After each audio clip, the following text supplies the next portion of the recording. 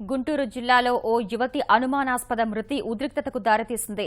ఈ ఘటనకు కారకులయ్యారంటూ ఇద్దరు యువకులను స్థానికులు చితకబాదారు. వారిని పోలీసులకు అప్పగించేందుకు నిరాకరించారు.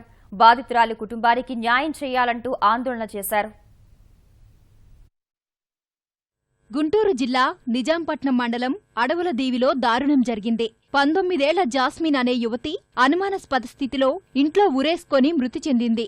అదే సమయంలో ఇంట్లోంచి బయటకు వస్తున్న వేములపల్లి సాయి, జొన్న పవన్ కుమార్ అనే ఇద్దరు యువకులను గ్రామస్తులు పట్టుకున్నారు. చెట్టుకు కట్టేసి చితక్కొట్టారు.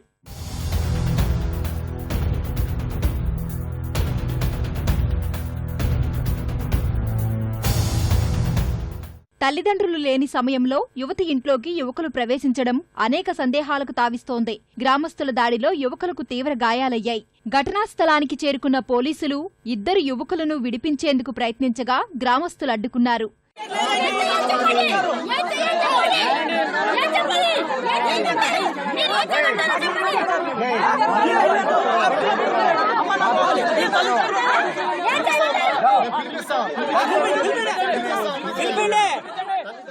జాస్మిన్ కుటుంబానికి న్యాయం చేయాలంటూ గ్రామస్తులు ఆందోళనకు దిగారు. రోడ్డుపై బైఠాయించి నిరసన తెలిపారు.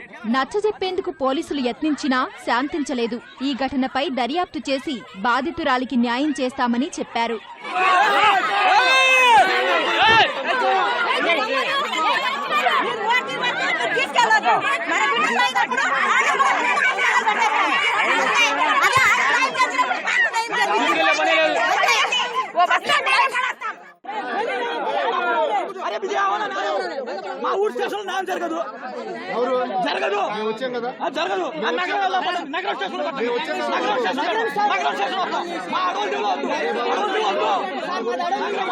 ఆమె చనిపోవడానికి కారణం శ్రీరామ్ మరియు పవన్ కుమార్ అనేవాళ్ళు కారణం అంటూ గ్రామస్తులు పట్టుకొని మాకు అప్పగించడం జరిగింది.